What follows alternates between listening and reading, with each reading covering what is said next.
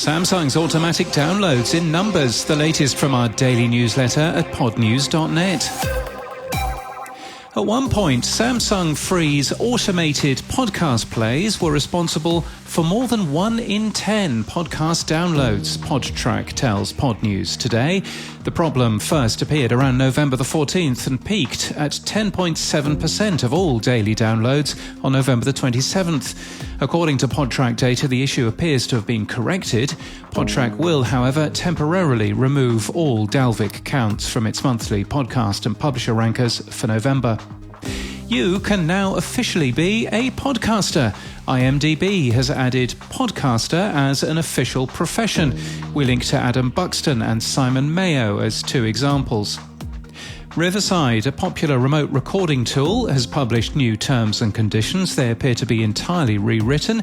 New clauses include forced arbitration and a significantly expanded disclaimer. They're also now subject to New York law rather than law in Israel. DM Podcasts and Nova Entertainment are to end their commercial partnership at the end of next month. Nova had hosted and commercialized the company's shows since July 2021. DM were previously with ARN's iHeart Podcast Network, while Nova once had a partnership with Acast. The Asia Podcast Festival took place in Singapore over the weekend. The winners have yet to be published, though one of the awards given at the event was to Hong Kong's South China Morning Post. Multitude Productions has announced they'll be offering a set of new classes for working podcasters, a new set of 4-week seminars. They're named the Multitude Extension School for folks who want to podcast more and better, or MESFWTPMAB for short, and we're really not making this up. The first round of classes will run from January the 16th. Registration is open now. American Public Television is launching a podcast studio. And what happened in audio in 2022? Amplify Media's Stephen Goldstein looks back at the year and takes a glimpse at 2023. We link to that from our show notes and our newsletter at podnews.net. In People News, the founder of Podcast One and Westward One, Norm Pattiz, died on Sunday. He was 79.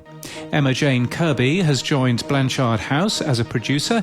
She joins after spending almost 30 years at the BBC as a reporter and documentary maker.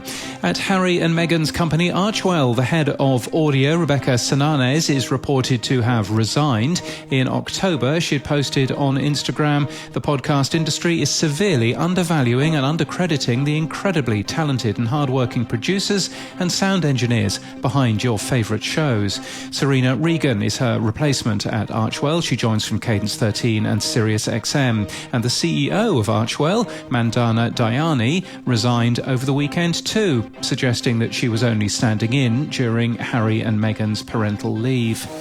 And in podcast news, Star-Lord, Hawkeye, Black Widow, Wolverine and Doctor Doom take a final journey to the Wastelands in the new release of Marvel's Wastelanders. It's the 6th and final installment of the popular series and marks the first ever audio crossover event for Marvel's podcasts. The tape agency has launched Homegrown Daisy today, a brand new fashion and popular culture podcast all about jewellery in partnership with Daisy London, from women for women, designed to champion female voices. And workaholism, stress, burnout and exhilarating joy. The new podcast from global consultant and thought leader Joel Pilger gets raw and honest about the work-life grind at the creative industry's highest levels. The Fabulist launches today. And that's the latest from our newsletter. To read all the stories and subscribe, we're at podnews.net.